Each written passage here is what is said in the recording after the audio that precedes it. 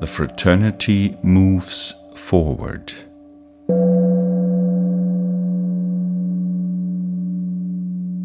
In the years following the little portion's closing, some members of the fraternity felt aimless. They struggled, and although their anchors were always Francis and Clare and, of course, Jesus, they still felt lost without the retreat house. They did not have doubts about their vocations, but many felt empty without their ministry. For so long, they poured their hearts and energies into serving the poor in the best way they knew how in their home on East 151st Street. The retreat house was a result of prayer and hard work. Within those walls they prayed, sang, cried, laughed, and rejoiced in the Lord and each other.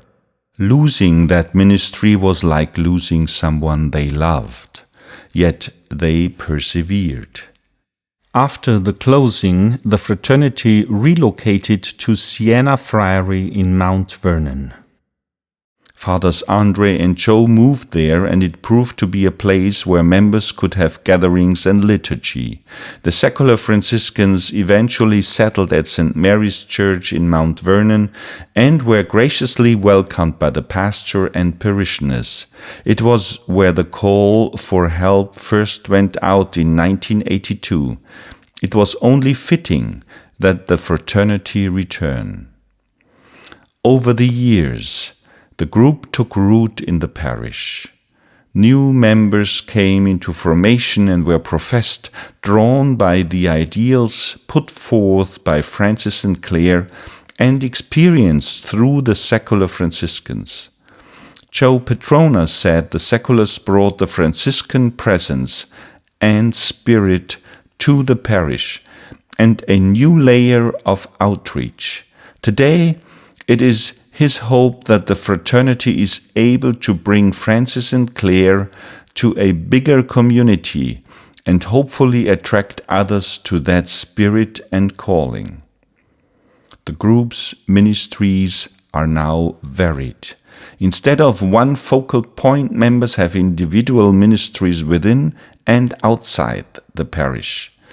They provide support to St. Mary's, sponsoring a yearly Lenten Day of Recollection, helping with the food drives, reaching out to those in need within the parish.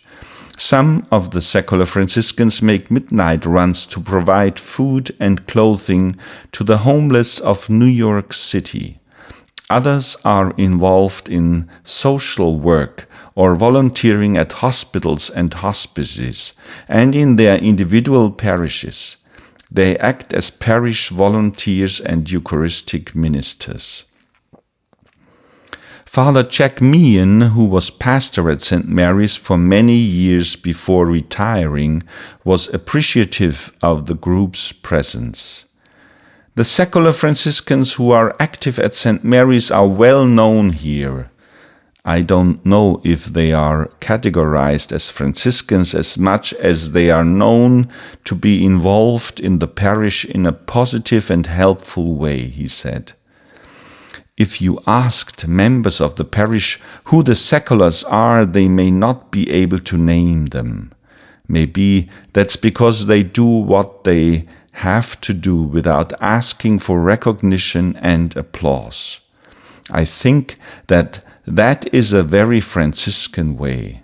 Their Franciscan spirit pervades all that they do, and they do it well. Today, the fraternity remains strong because of the foundation they built in the South Bronx. Although it started with a dream, it became a reality that has lasted long after the Little Portion retreat house closed. The fraternity has accomplished some spectacular feats in its years of existence, and the ministry continues to serve in many nooks and crannies of St. Mary's Parish community in the secular Franciscan region and at the home base of the secular Franciscans, said Father André.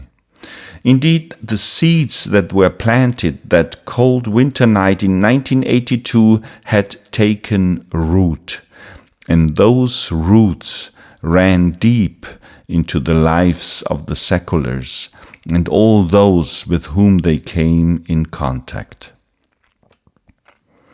But the impact is also felt within the members themselves. Roseanne Serbone, who has served on the group's council, said of her experiences, "Through prayer, teachings, and examples, I believe I've become closer to God." Not only that, but the impact is felt in her life outside the fraternity. "I realize material things are not important," she said.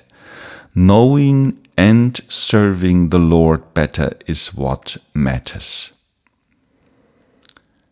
Teresa Roilbach agreed.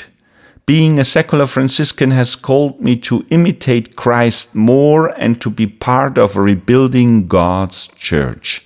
It has helped me grow in my walk with Jesus.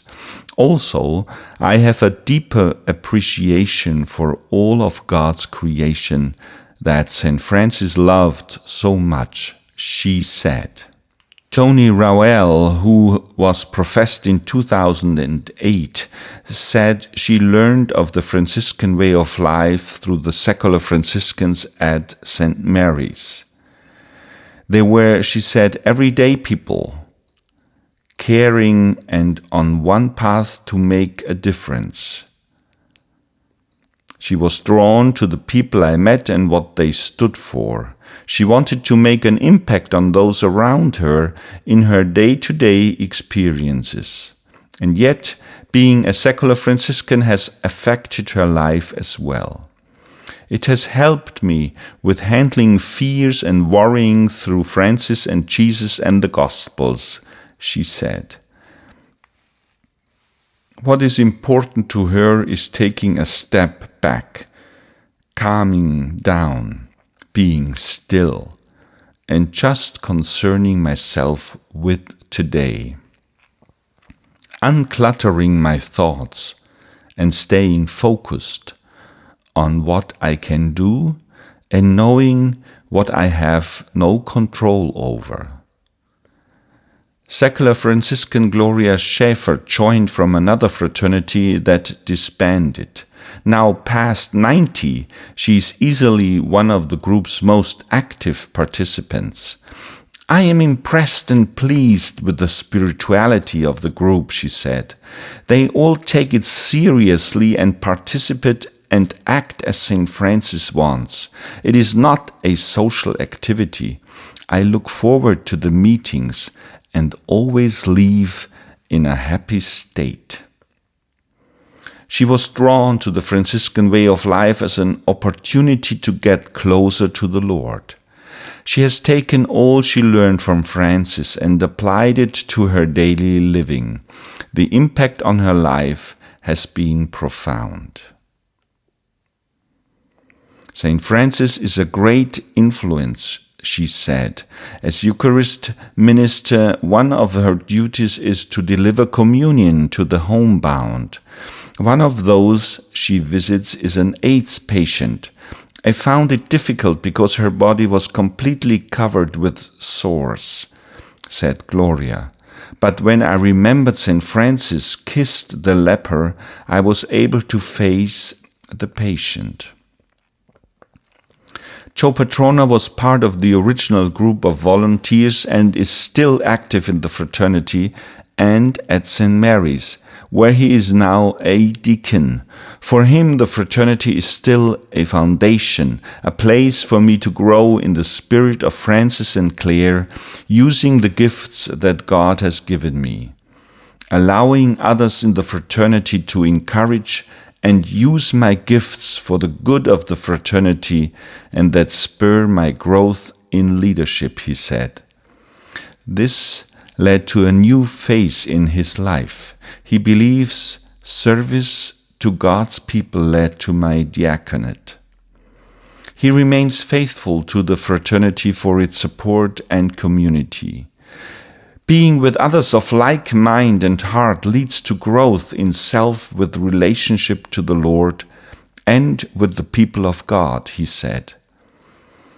As for the future, he sees growth and change and a willingness to be open to the Spirit and what God has in store for us, hopefully to be a catalyst for renewal. Lorna Stewart, who served as minister to the fraternity in its early years, said the Franciscan life was a draw for her also. She heard of secular Franciscans well before she came in contact with Father Andre or the little portion. When I was a child, many years ago, I had heard that it was a secret religious society. Her experience at the house changed that perception. I had a quiet need to be in union with others who heard the call, she said. I do believe that we are called, and St. Francis's way of life appealed to me as well as his life. He was a dichotomy, grandiose in his poverty, radiating in his humility, a lovingly stern taskmaster, and probably, as people thought, crazy as a bed bug, free in spirit, as he was bound in his love of the Lord. She said the time she spent at the little portion will never be forgotten. They were certainly the best years of my life. The memories are rich and full. It was a holy time. More than 30 years after the birth of the fraternity, Father Andre remains spiritual assistant to the group and an integral part of its council. He is an itinerant preacher traveling around the world, leading pilgrimages to Franciscan places and giving retreats based on St. Bonaventure's journey into God. He is the author of several books. Sister Ellie remains steadfast in her quest for peace and justice among the disenfranchised. She continues to live in the Bronx with other members of her Ursuline community. Father Joe became a part of the lay community like so many of those he worked with in the South Bronx and is a psychiatric social worker. He helps coordinate a small mental health clinic connected to a men's shelter. As for the retreat house, at one point after the closing it was used by the community for women's services. Fraternity members take comfort in knowing that all the hard work they did all those years ago benefited those in need, especially women and children. Unfortunately, the building is now abandoned, since the Archdiocese closed the church. There are no plans to reopen it. Many of the seculars look back on the beginnings of the Little Portion secular fraternity and see it was truly blessed. Joe Antonelli agrees. In reflecting on his years as part of the team, he said, "Even though the Little Portion fraternity has grown, with some members living far from East 151st Street in the Bronx, I am sure the original volunteers who became secular Franciscans look lovingly upon their spiritual origins. They, no doubt, laugh at some of the memories, or some might cry. But all in all, I am sure they can say, we heard the call to make real the work of the Spirit."